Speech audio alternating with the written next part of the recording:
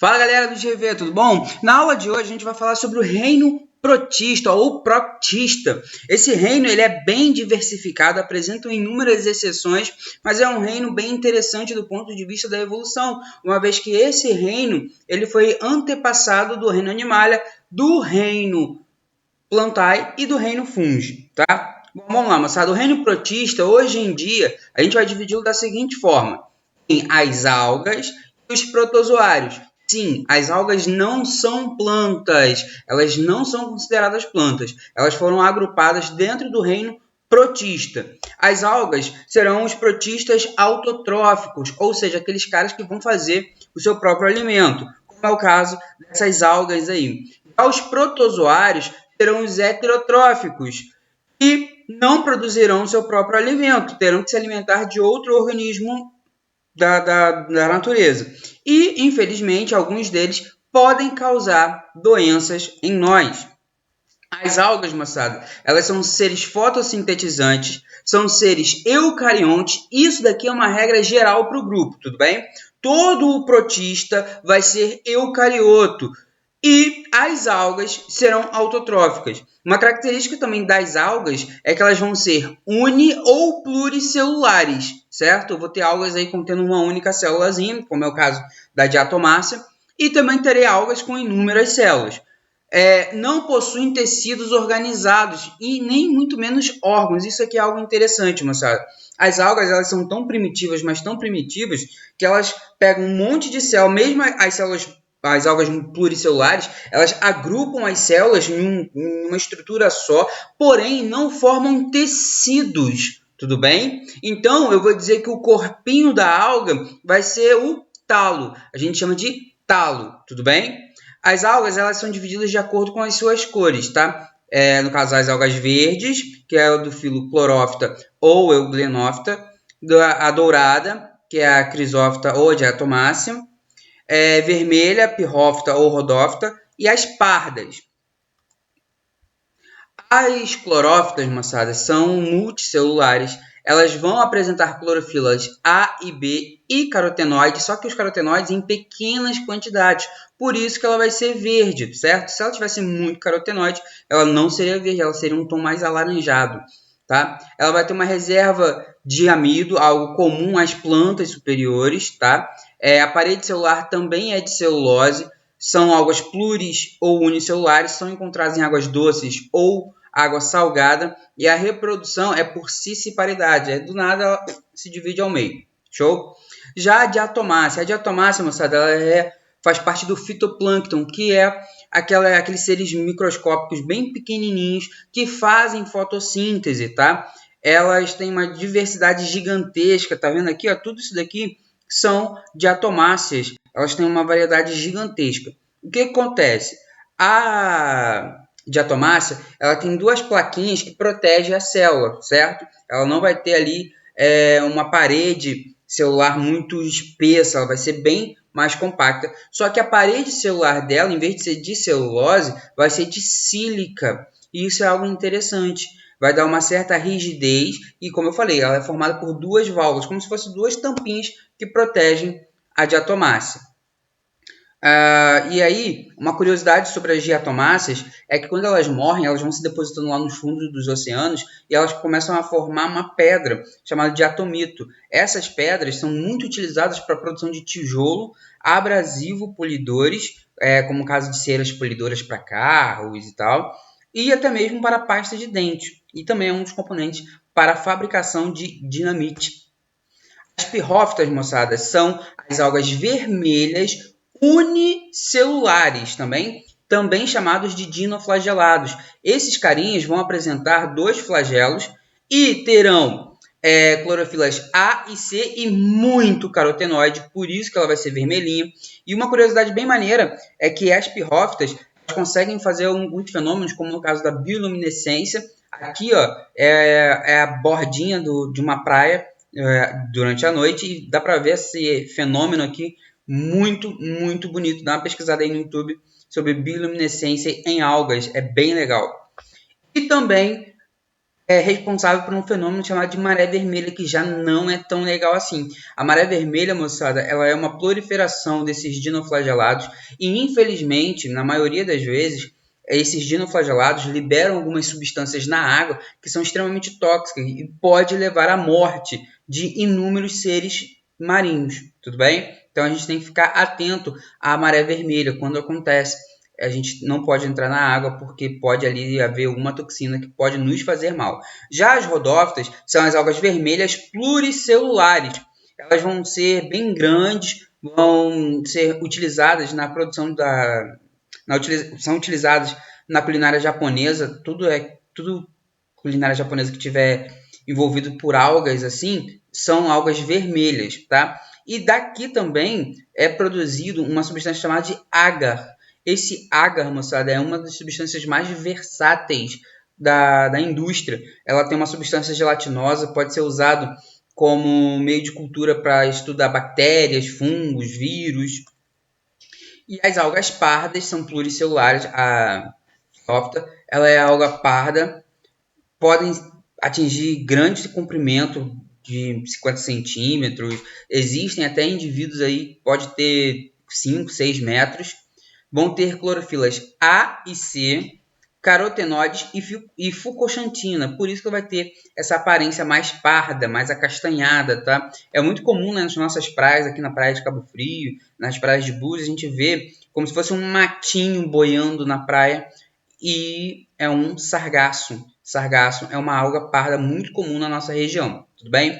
Das algas pardas eu consigo extrair uma substância chamada carragenina ou carragenana e alginato. Essas duas substâncias são extremamente utilizadas na produção de sorvete, Nescau, modelos odontológicos, em produtos cosméticos para dar uma textura mais suave, mais sutil, tudo bem? Principalmente a boca. Então, a importância das algas é que elas fazem parte do fitoplâncton, elas iniciam a cadeia alimentar nos oceanos, lembrando que o pulmão do planeta são as algas, beleza? São o fitoplâncton, o pulmão do oceano, o pulmão do planeta é o oceano, não tem nada a ver com a Amazônia. São responsáveis por 90% da fotossíntese do mundo, mexem com muito dinheiro, moçada, uma vez que delas pode se extrair inúmeros recursos para a fabricação de inúmeros produtos da humanidade. Aqui a gente começa a estudar os ciclos de vida, porque a reprodução nas algas é algo mais complexo. E aí a gente precisa entender como que rola os tipos de reprodução na natureza, dos organismos vivos, tá? A gente começa primeiro pelo ciclo aplonte. O ciclo aplonte vai ter um indivíduo adulto haploide. O que é o indivíduo adulto haploide? O indivíduo adulto para a biologia é todo aquele que tem a capacidade de se reproduzir. E esse indivíduo adulto só vai ter um N, só vai ter metade do número de cromossomos que deveria ter a espécie. Então, esse indivíduo adulto vai produzir gametas por mitose, lembrem-se, de N para N, mitose. Esses gametas vão se fundir formando o zigoto. E olha que interessante, o zigoto já se reproduz antes mesmo de se desenvolver e formar um indivíduo adulto. Então esse zigotinho vai fazer uma meiose, e aí eu vou chamar de meiose zigótica ou inicial, para formar células haploides, também chamados de esporos. E aí esses esporos vai lá crescer, virar um indivíduo adulto. E aí eu fechei o ciclo. Já no ciclo diplonte, que é o nosso ciclo, o indivíduo adulto ele é 2 Ns, como é o nosso caso. Nós somos indivíduos diploides. Um N veio do nosso pai, o outro N veio da nossa mãe. A gente cresce através de mitoses. Para formar as nossas células reprodutivas, nós iremos fazer a meiose, beleza? E eu vou chamar de meiose gamética, porque ao final da meiose eu vou produzir os gametas, certo? Gameta se fundiu, eu vou formar o zigotinho. Zigotinho cresce no indivíduo adulto, tudo bem? Agora no ciclo das plantinhas. No ciclo das plantas, chamado de ciclo haplodiplobionte, há o que a gente chama de alternância de geração. Eu vou ter 2 indivíduos adultos. Eu vou ter um indivíduo adulto, uma geração diploide e outra geração haploide. Antes da gente começar, eu preciso que vocês entendam que gametófito é a fase haploide, a fase que vai ter um N só. E o gametófito se reproduz por gametas. Então, quando você vê lá um ciclo de vida onde o carinha está produzindo gameta, então ele é o gametófito. Quando você vê no ciclo de vida o carinha está se reproduzindo através de esporos, então ele é o esporófito, certo? O esporófito é o cara 2Ns, é o cara diploide, é o cara que tem a variabilidade genética maior, correto? Então vamos ver aqui como é que funciona. O indivíduo adulto diploide faz meiose para formar os seus esporos. Esses esporos são N, afinal de contas passou pela meiose. Esses esporos em condições favoráveis vai germinar, transformando-se, crescendo, ao crescer, no indivíduo haploide, chamado de gametófito. Show de bola? O gametófito vai fazer gametas. Quando esses gametas se fundirem, a próxima geração já vai ser de diploide. Então, olha que interessante. O filhote do diploide é o haploide. E o filhote do haploide é o diploide. E fica nessa alternância de geração. Uma geração é haploide, a próxima é diploide. A próxima, haploide novamente. Tá? Os protozoários são seres vivos unicelulares eucariotos que são desprovidos de clorofila. Então essa galera aqui não vai fazer fotossíntese. Por isso, são parasitas ou podem ter vida livre, ou seja, não sendo parasitas, se alimentando de algum outro organismo, como por exemplo bactérias. São encontrados em água doce, salgados, ambientes úmidos, na terra, em qualquer lugar.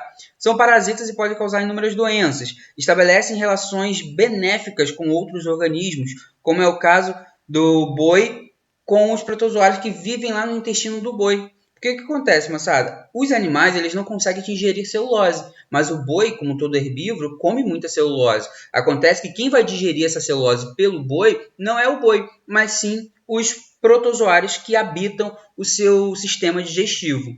Tudo bem? Então vamos lá. Os protozoários eles são classificados de acordo com a sua locomoção, de acordo com o tipo de locomoção que ele vai apresentar. E aí a gente tem os risópodes, que são os que vão se locomover através de pseudópodes, como é o caso da ameba aqui, ó, que a gente tem uma entamoeba, uma amebinha, certo? Aqui a gente tem um núcleo e aqui a gente tem os pseudópodes. Pseudópode, moçada, eu já expliquei para vocês. É aquele lance que a membrana se estica para um ladinho e vai arrastando o resto da célula.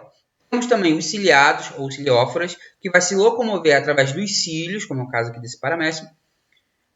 Temos o flagelado, certo? Que vai ter um longo flagelo, e aí pode ter 1, 2, 3 flagelos, 8, como é o caso da giardia. E os esporozoários.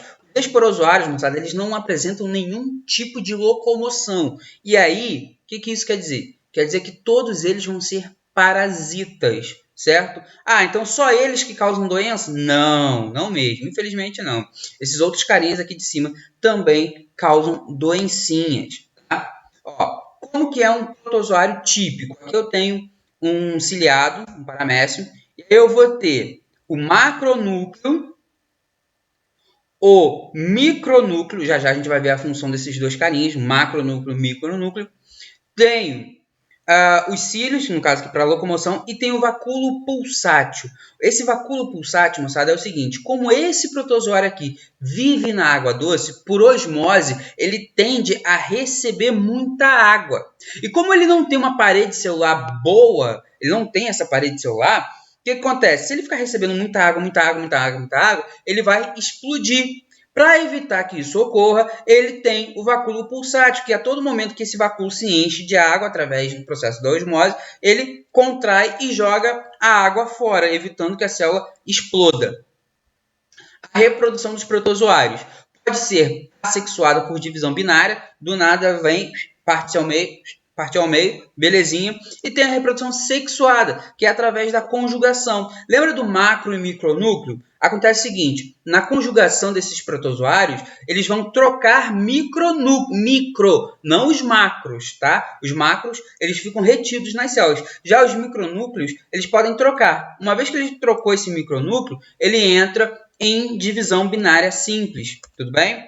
Bom, molecada, espero que vocês tenham curtido essa aulinha de hoje, uma aulinha rápida, só introdutória para a gente compreender melhor o reino protista. Na nossa próxima aula, a gente vai falar sobre doenças causadas por protozoários. E aí, moçada, a gente tem que ter muita atenção, porque é realmente frequente ao extremo a quantidade de exercícios lá no Enem envolvendo doenças causadas por protozoários, tá?